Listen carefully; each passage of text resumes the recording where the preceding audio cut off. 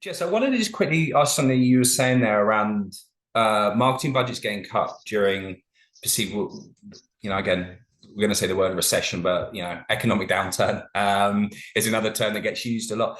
Do you think when you were saying that, and I agree with you, it's normally the first thing people do look at, is that because is that direct correlation with be able to prove the performance that your marketing has this effect on your business and actually businesses sometimes struggle to show the impact because maybe they don't necessarily track or have KPIs in place. Like, I think it's a really interesting kind of conversation of why it is the first thing to go, especially when you're talking about growth marketing early and it being linked so tightly back to some sort of function, whether it be sales or leads or whatever it might be.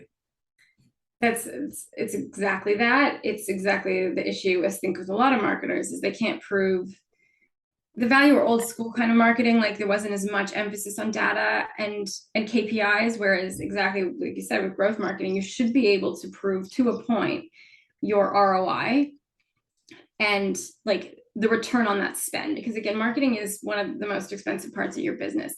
They spend money. There's lots of jokes as marketers like that they just here to spend all your money. And I've certainly made that joke to a few of the CEOs I've worked with. But ultimately, again, it's a business function. You're getting a return. You are bringing that money back in. And if you can't prove it, and that's exactly the problem that happens, is that either they're not marketers aren't well versed in that world because again, it is a little bit newer, or they're not able to kind of show, or they don't have the proper data funnel set up within their business to prove the ROI, to show how the influence they're having. And some marketing is unattributable, and certainly it's becoming an issue with some of the third-party cookies, but there's a level that you can show the value to, even if it's just overall like leads and revenue and how that kind of the different marketing activities, there's ways to show the value of it. And so many marketers unfortunately don't or can't. And so that's exactly why it ends up getting cut, because they can't say like, oh, I posted this awareness ad or this value out of this education piece, and it led to 3 people signing up and for your subscription based whatever. So that's really, a challenge for marketers. And then the other piece of it is, I will say, is that there's a stat that's 24% of data gets rejected by leaders. So even sometimes there's marketers out there going, but I tried to prove my value and no one listened. Some leaders often will be like, oh, I just want to rely on my gut and like throw out the numbers and throw out the information and refuse to kind of want to see it. So, you can do everything you can do and still not kind of win that argument, but that's usually what happens. Absolutely. Yeah, sometimes it's just it quickly becomes a cost exercise versus anything else. So, I mean, I had a question around the importance of data and kind of specifically how you use data, but you touched on some of that. Is there like specific example you could share, just how you maybe overcome leadership kind of looking at the marketing functioning and looking for ROI, just maybe a couple tactics or something that you've done in the past that or metrics, ways you've set up your marketing funnel to show that value. I think, yeah. And I think this kind of goes for anyone who's even starting a business and thinking about doing a little bit of marketing. The most important thing is to set up your metrics properly. There's, lots of free tools. Google Analytics is great. There's lots of ways you can set it up and learn kind of quickly what to look for. There's like leading indicators like website traffic and then conversion through on any buttons you have on your website that are like a click-through rate. And again, overall revenue, but leads, like how are people coming into your business through the marketing that you're doing? Does the marketing that you're doing have a clear call to action? Is your brand really clear?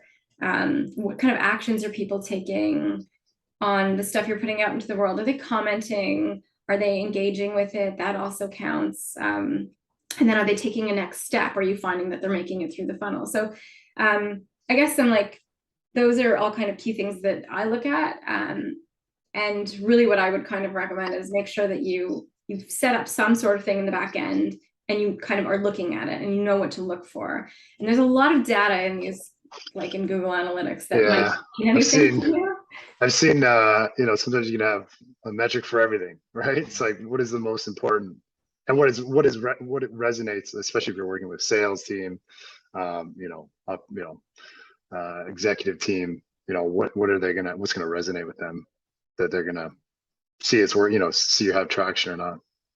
Yeah, and that's really tough because sometimes, and it changes, like, and it depends on your company. It depends on how your structure set up. So you can, as long as you're set up properly, you'll kind of, and you keep an eye on it, you'll start to see what actually is influencing things. Right. And then eventually you'll probably change your mind and be like, this actually is not having any impact whatsoever on the bottom line or like the end result. And sometimes, you'll have to, like, even if it's like you get 100 leads and only 25% of them convert, maybe that's good for your business. Maybe that's exactly what it should be. Like, there's benchmarking and stuff that you can find on the internet that will tell you benchmarks for your industry. And that's a really good way to tell. And there's tons of videos out there and information on like how to set up your metrics. But certainly it's really tough when you're going to like a senior person. You want to choose like 1 or 2 key metrics that are really going to show influence. So like for me in the past, a lot of the time it's been marketing qualified leads. And that's where we've qualified them, which means we have some sort of indicator that there's intent, that they're the right part of your demographic. And that you can also then say what the percentage of that group and that cohort usually converts. And then if it is influencing revenue and you have a clear line of seeing that, that's a little bit tougher. Typically you need some sort of software involved. If you can show that, but typically if you can show like 1 or 2 leading indicators that have a high conversion rate and you can show the conversion rate on a monthly basis, those are your best ways to kind of get buy-in from leadership. But I would definitely recommend working with someone who knows data analytics, who can set up your back end. There's like technical stuff I couldn't do, and I always hire in really fantastic experts to help me to make sure that it's set up properly and that you're able to get some data and read what's going on for your business. And I think you made and you referenced this a couple of times around either working with other people in teams internally, but also setting expectations. Because again, if we're looking above or even peers, right? If you're working towards something, it's having those expectations in place upfront and early, so everyone understands whatever initiative you're trying to do or initiatives, that there is some sort of, this is good. Because again, you can come with, we've done these 10 things, and if you're reporting upwards and trying to prove success, well, what does that actually mean, and how does that move the dial? And if you're doing that halfway during a campaign, at the end of the campaign, if you're not setting expectations and those goals up early, whatever they may mean to your business, then you could potentially be caught on the back foot, right? Or you're just looking at everything and then you haven't actually redefined or defined what does success look like. It's such a good point, and especially like when it comes to like video or something, like video is not good for click-throughs. Video is good for video views, but video is like one of the most influential tools we have right now. And it's one of the hardest to prove because people watch it and they don't click. But it doesn't mean they weren't influenced and they might not make a purchase decision later. So to your point, you have to set that expectation that if you're going to expend on video, the goal is not clicks, the goal is views and awareness that will help you down the funnel. Yeah. And you made a good point about comments. You made a really good point about comments earlier. Looking at comments or looking at likes or looking at engagement. And engagement actually is, it's not the big number. If we're again just using the video as an example, the big number which you're chasing is the millions of views. But actually, if someone's taken the time to comment, hopefully in a positive way, but have commented or actioned in some way, actually you could argue it's more powerful than just someone viewing it. Again, it comes into those setting those upfront goals.